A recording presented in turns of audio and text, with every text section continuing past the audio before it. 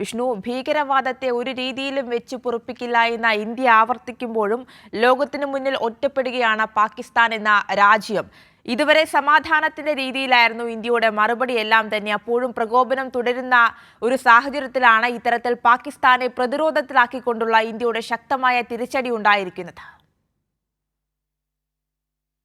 ആര്യ, തീർച്ചയായിട്ടും ഇന്നലെ രാത്രിയോട് കൂടിയാണ് പാകിസ്ഥാൻ്റെ ഭാഗത്തുനിന്നും വലിയ തോതിലുള്ള പ്രകോപനം ഇന്ത്യക്കെതിരെ ഉണ്ടാകുന്നത്. ഏകദേശം 4 മണിക്കൂറോളമാണ് പാകിസ്ഥാൻ്റെ ഭാഗത്തുനിന്നും തുടരെയുള്ള പ്രകോപനം. അത് മിസൈൽ ആക്രമണമായിട്ടും ഡ്രോൺ ആക്രമണമായിട്ടുമൊക്കെ പാകിസ്ഥാൻ്റെ ഭാഗത്തുനിന്ന് ഉണ്ടായത്. 8 മിസൈലുകളാണ് ഇന്നലെ പാകിസ്ഥാൻ ഇന്ത്യക്കെതിരെ പ്രയോഗിച്ചത്. പ്രത്യേകിച്ച് കശ്മീരിലുള്ള പല സൈനിക ക്യാമ്പുകൾ ലക്ഷ്യമിട്ടുകൊണ്ടായിരുന്നു പാകിസ്ഥാൻ്റെ ഭാഗത്തുനിന്ന് ഇത്തരമൊരു നീക്കം ഇന്നലെ ഉണ്ടായത്. അതോടൊപ്പം പുറത്തു വന്ന റിപ്പോർട്ടുകൾ അനുസരിച്ചുകൊണ്ട് ഹമാസ് മോഡൽ മിസൈലുകളാണ് പാകിസ്ഥാൻ പ്രയോഗിച്ചത് എന്നതാണ് അറിയാൻ സാധിക്കുന്നത്. പക്ഷേ അതിനെയൊക്കെ തന്നെ വളരെ ഫലപ്രദമായി ഇന്ത്യക്ക് പ്രതിരോധിക്കാൻ കഴിഞ്ഞിട്ടുണ്ട്. ഡ്രോണുകളെ ഉൾപ്പെടെ ഇന്ത്യ ശക്തമായി തന്നെ പ്രതിരോധിക്കുകയും ചെയ്തു. അതോടൊപ്പം വലിയ തിരിച്ചടി പാകിസ്ഥാന് ഇന്നലെ ഏൽക്കേണ്ടി വന്നിട്ടുണ്ട്. വലിയ തോതിലുള്ള തിരിച്ചടി പ്രത്യേകിച്ച് പാകിസ്ഥാൻ്റെ പ്രധാനപ്പെട്ട നഗരങ്ങളിലൊക്കെ തന്നെ ഇന്ത്യയുടെ ഭാഗത്തു നിന്നുള്ള പ്രഹരം ഏൽക്കേണ്ടി വന്നിട്ടുണ്ട്. ഇസ്ലാമാബാദ്, ലാഹോർ ഉൾപ്പെടെയുള്ള മേഖലകളിലാണ് ഇന്ത്യ ഒരു തിരിച്ചടി നൽകിയിരിക്കുന്നത്. അതോടൊപ്പം തന്നെ എല്ലാ സൈനിക വിഭാഗങ്ങളും സംയുക്തമായി തന്നെയാണ് പാകിസ്ഥാനെതിരെ വലിയ നീക്കം ഇപ്പോൾ നടത്തിക്കൊണ്ടിരിക്കുന്നത്. ഇന്നലെ രാത്രിയോടുകൂടി തന്നെ നാവികസേനയും പൂർണ്ണ സജ്ജമാവുകയും INS വിക്രാന്ത രംഗത്തിറങ്ങുകയും ചെയ്തു.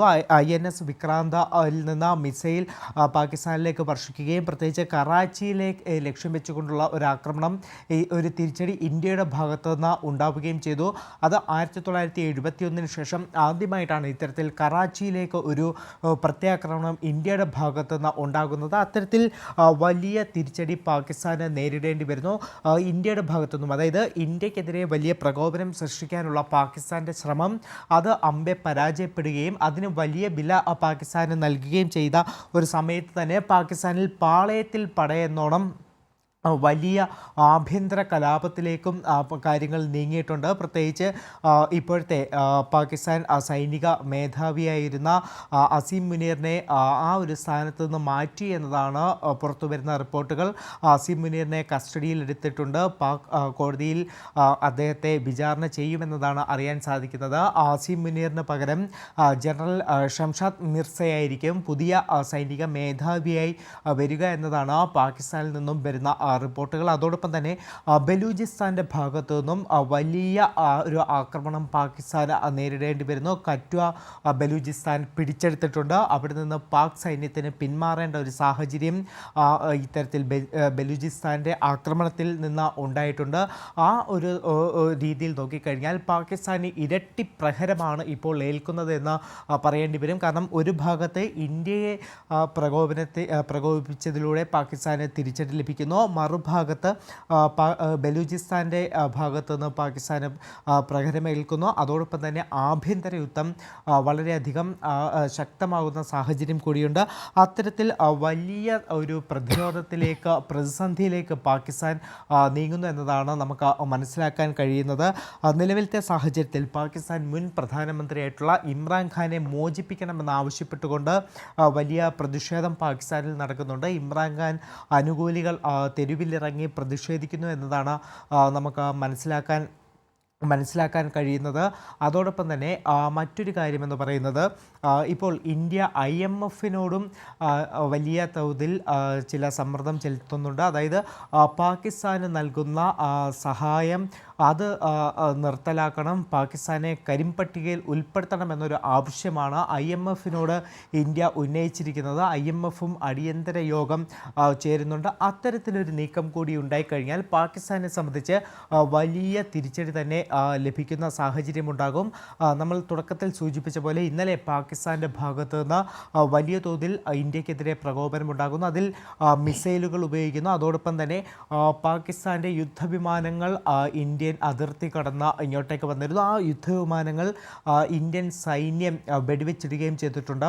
F-16 ഉൾപ്പെടെയുള്ള 3 യുദ്ധവിമാനങ്ങളാണ് ഇന്ത്യൻ സൈന്യം വെടിവെച്ചിട്ടത്. അതിൽ തന്നെ 2 പാക് പൈലറ്റുമാരെ അവർ ഇന്ത്യൻ സൈന്യത്തിൻ്റെ കസ്റ്റഡിയിൽ ആയിട്ടുണ്ട് എന്ന റിപ്പോർട്ടുകൾ കൂടി പുറത്തു വരുന്നുണ്ട്. അതൊക്കെ തന്നെ പാകിസ്ഥാനെ സംബന്ധിച്ച് വലിയ പ്രഹരം അല്ലെങ്കിൽ തിരിച്ചടി തന്നെയാണ്. കാരണം പാകിസ്ഥാൻ ഇന്നലെ രാത്രിയോടുകൂടിയാണ് ഇത്തരത്തിൽ പ്രകോപനം ഇന്ത്യക്ക് നേരെ തുടരെയുള്ള പ്രകോപനം ഉണ്ടാക്കിയത്. പക്ഷേ അതിന് വലിയ വില പാകിസ്ഥാന് കൊടുക്കേണ്ടി വരുന്നു. പാകിസ്ഥാൻ്റെ 3 യുദ്ധവിമാനങ്ങൾ ഇന്ത്യ തകർക്കുന്നു. അതോടൊപ്പം തന്നെ നാവികസേന അടക്കം രംഗത്തിറങ്ങി, INS വിക്രാന്ത് അടക്കം രംഗത്തിറങ്ങി വലിയ തിരിച്ചടി നൽകുന്നു. കറാച്ചിയിലടക്കം വലിയ പ്രത്യാക്രമണം ഇന്ത്യയുടെ ഭാഗത്തുനിന്ന് ഉണ്ടാകുന്നു. അതോടൊപ്പം പാക് പ്രധാനമന്ത്രി ഷഹബാസ് ഷെരീഫിൻ്റെ വസതിക്ക് സമീപം വരെ ഇന്ത്യൻ പ്രത്യാക്രമണം ഉണ്ടായി എന്നതാണ് അറിയാൻ സാധിക്കുന്നത്.